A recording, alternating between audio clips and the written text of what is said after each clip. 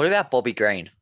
Bobby Green. So let's have a talk about that. Let's have a talk about Bobby We're Green. going to talk about Bobby Green versus Islam Makhachev. So Bobby Green fights like a week ago or something, and now he's like, okay, I'm just going to go back in and fight one of the best guys in the world that everyone's scared of, even though I just fought and I'm probably eating hamburgers and ice cream right now, but I'm going to come back and fight again in a couple of weeks. Amazing, right? Fucking straight up gangster move. Just, yeah, he fought. So what's the turnaround between? So it's February 12th and then February 14 days. So 2 weeks. 2 weeks later, he You can't think beats. that's too healthy, right? Like it doesn't seem to be the most healthy thing to do. Surely he's still suffering a little bit from some niggling injuries and that. I reckon he's probably more just beat up from camp and that than the actual fight because Nasrat barely hit him. So he's probably thinking like, instead of doing another 8-week camp, hurt, like going through the wars and shit like that to fight someone, he's like, do 2 weeks, train hard for a week, fight, then this fight week, get paid a fuck ton, probably taking short notice against Islam, getting the UFC good book. So it's like a win-win situation for him, realistically. Like, because I'm a fan, but how many people actually expect him to go out there and sort of starch Islam or anything like that? Like all the hypes in Islam, people are just looking as like another sort of body for Islam to go for. It's different stylistic matchup. But so I think it was a smart move by Bobby Green, just puts his stock up, good relationship with UFC, another sort of it's a main event slot. It's his first main event. Yeah, man. Yeah. Yes, it's his first main event, so it's fucking fair play to him. I heard people saying the opposite, that like he's on a rise sort of thing. Like he's got a lot. He's very popular, actually. You see, right? Like he's quite a popular fighter.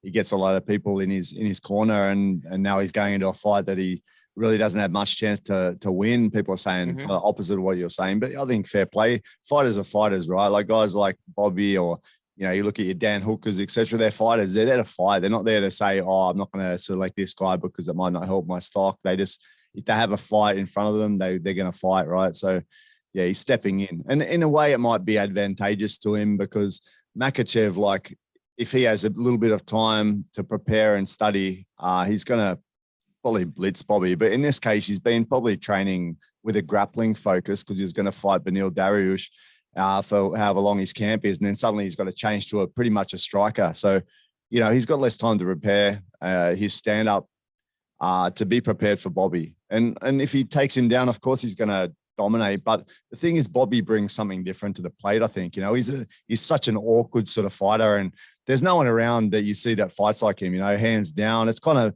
almost like, some boxers fight with the hands down. And that brings a whole new sort of skill set in a way. Like it's very difficult to deal with someone with their hands down without punching. So it'll be interesting for those moments before he gets taken down and destroyed.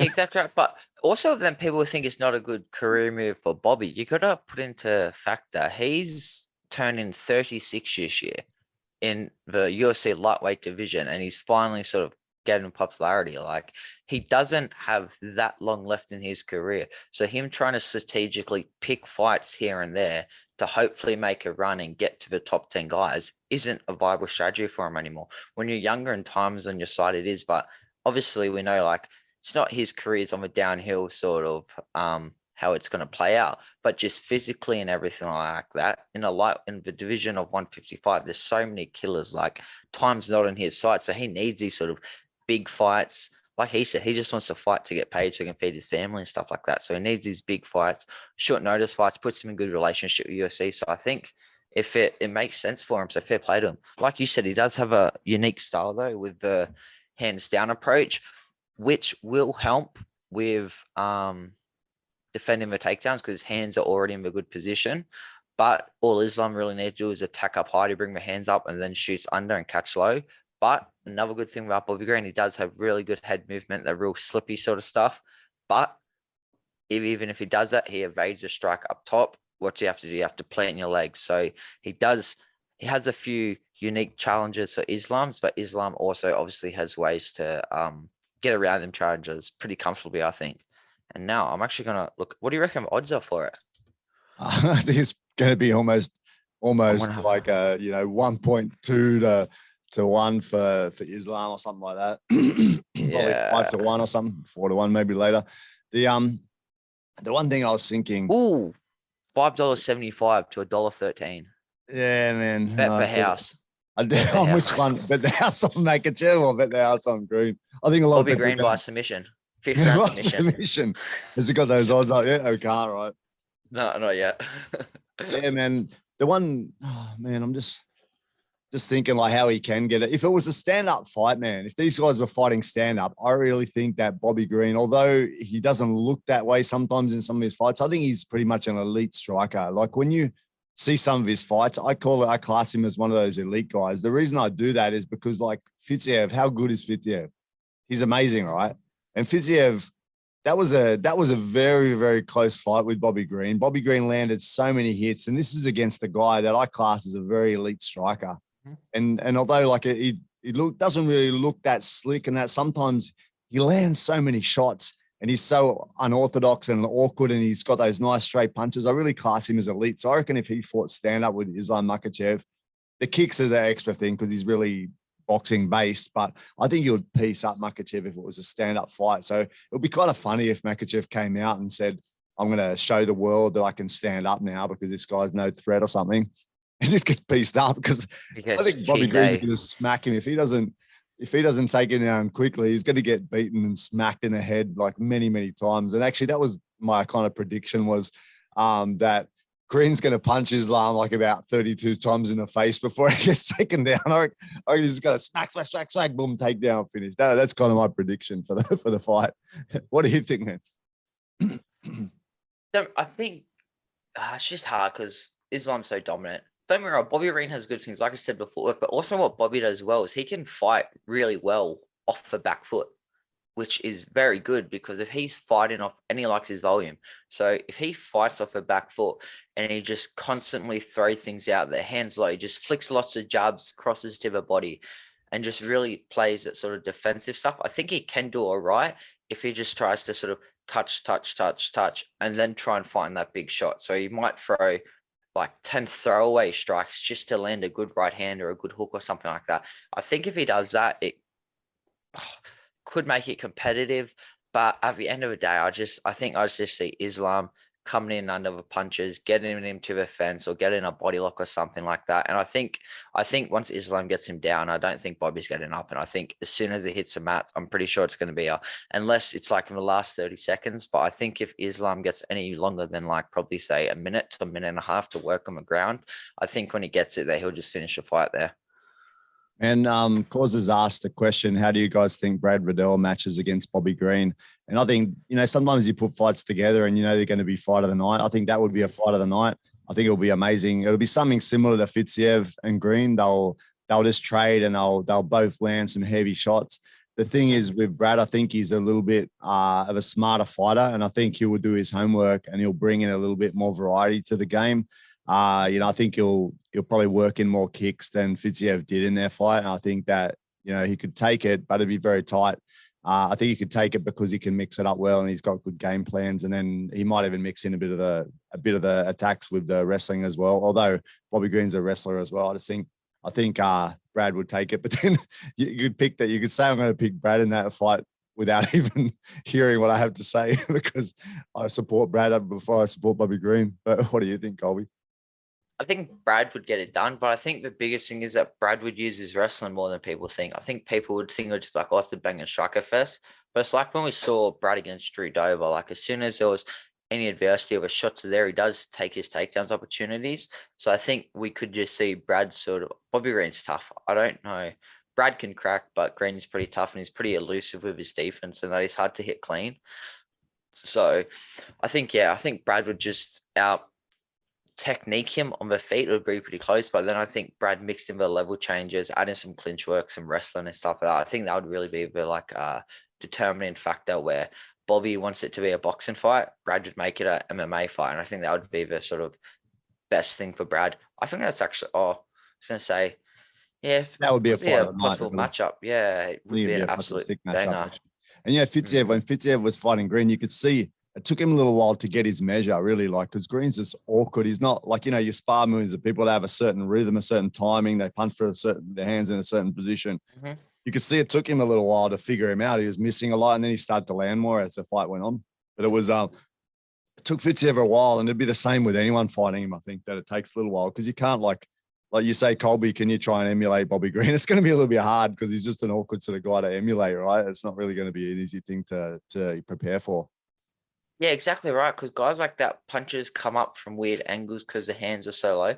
It's like what we always say. The best example is just that. I think even Bisping was saying it on the commentary before we talked about week 4. Like sometimes when you spar new people who just have no time and no idea whatever they're doing, they're catching you with awkward shots purely because it's so offbeat. It's so sort of like awkward, and you're just not expecting a shot to come for you. It hits you. And that's exactly the style Bobby has, but he's forcefully sort of doing his shots like that. So it's a unique style. So it's a sort of hard matchup. It's a hard matchup to prepare for. There's a few guys in the UFC which are like guys you have to sort of fight to figure out. You can't really get bodies into stimulate them properly, sort of thing. And I think Bobby Green's definitely one of them guys, sort of thing, where it's just he's just fucking too awkward. Which guys are you stimulating there? I meant simulating. Simulating was the word, or emulating was the word you're looking for. But I know in your gym you're often stimulating guys, bro. But yeah, let's get back to the. I've got other things on my mind, eh? As soon as this slipped out, I'm like, I'm just going to keep talking. So I realized I fucked up. But you picked up on it. That's a CTE, bro. That's a CTE. I noticed a couple of funny words every now and again. Hey, bro, it's terrible. I just can't speak properly. Hey, the Bobby Green versus Makhachev. Back to that one for a sec. Just looking at the tail of the tape. 35 years old Bobby versus Islam, who's 30. Like you said, a little bit of a difference. 5 years in terms of MMA fighting in your prime is quite a distance, but in that time he's racked up a heap of fights, man. 42 fights versus 22 fights. Looking at their wins, man. 42 fights for 29 wins, 12 losses. He wins a lot of his fights by decision. Bobby Green versus Makhachev wins most of his fights by submission, 1 KO loss. The Green tends to lose by decision as well. So yeah, you got to think if he was 29 wins for 29 knockouts, then you'd say he's got a good knockout chance of catching Islam. He's got quite a high percentage, I guess, of KO, so he's got that chance of KO. On the ground, he's a BJJ blue belt. That doesn't really mean a lot, but if he has been training BJJ a lot and he is the BJJ blue belt only, he's fighting someone who's like a master of combat sambo. You could probably say he'd be the equivalent of a black belt jiu-jitsu player, right? So, he's going to be in trouble on the ground, most likely and pretty obviously. What are your thoughts on that, man? Yeah, I think, like you said, Bobby's got good experience there, but I think Islam's just going to be that new breed sort of thing. If he did have that KO power, I think it would make it more that interesting stylistic matchup.